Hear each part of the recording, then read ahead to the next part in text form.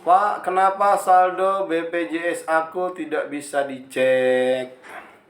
Ya, Bapak Ibu sekalian, cara mengecek saldo yang paling efektif adalah lewat aplikasi Jam Sostek Mobile. Pastikan Anda kalau penasaran tentang saldo JHT, pastikan punya aplikasi JMO ya. Download aja di Play Store.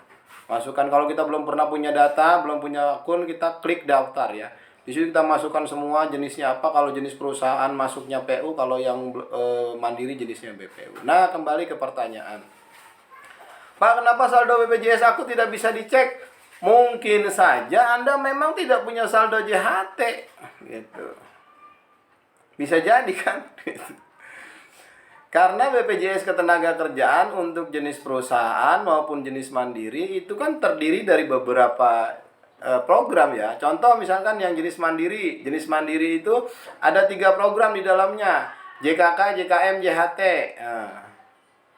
Nah, mungkin saja Anda tidak didaftarkan JHT-nya oleh perusahaan Anda, oleh lembaga Anda. Contohnya siapa? Contohnya guru-guru PAUD di Kota Depok tuh ya. Kebanyakan didaftarin yang jenis lembaga, yang jenis perusahaan tanpa JHT. Kalaupun dia masuk ke dalam akun JMO ngecek JHT, ya nggak ada. Gitu.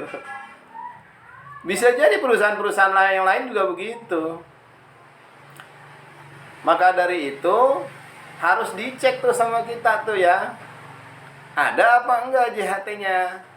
Contoh lagi misalkan RT RW, kader posyandu, ya marbot didaftarin tuh semua tuh ya sama Pemda Depok, BPJS Ketenagakerjaan yang sudah berlangsung ya. Itu tanpa JHT. Jadi kalau Anda masuk ke akun JMO juga, berhasil bikin akun JMO, nggak bakal ada JHT-nya ya. Bagaimana ya dengan yang jenis perusahaan? Perusahaan juga sama. Perusahaan kan ada yang skala kecil, ada yang skala menengah, ada yang skala besar ya. Tidak semua perusahaan mendaftarkan semua program yang ada di BPJS Ketenagakerjaan. Kalau yang jenis perusahaan kan isinya ada 5 tuh. Jaminan kematian, jaminan kecelakaan kerja, jaminan hari tua, jaminan pensiun, jaminan kehilangan pekerjaan. Tidak semua perusahaan mendaftarkan 5-5-nya. Ada yang hanya 4 saja yang jaminan kehilangan pekerjaannya enggak didaftarkan. Ada yang jaminan pensiunnya tidak didaftarkan. Hanya JHT, JKK, dan JKM aja. Meninggal dunia, kecelakaan kerja, sama JHT saja yang didaftarkannya gitu. Emang bisa begitu Bang? Bisa ya. Bisa sesuai dengan kualifikasi dan besarnya perusahaan ya. Jadi kan nggak semua perusahaan mendaftarkan 5-5-nya. Karena apa? Karena berat bayarnya. Coba Anda berpikir, Anda sebagai pengusaha, minimal dalam 1 bulan itu untuk membayar iuran BPJS Ketenagakerjaan itu hampir 10% loh. Jaminan kalau yang jenis perusahaan ya, jaminan kematian iurannya dibayar oleh perusahaan. Jaminan kecelakaan kerja iurannya dibayarkan oleh perusahaan.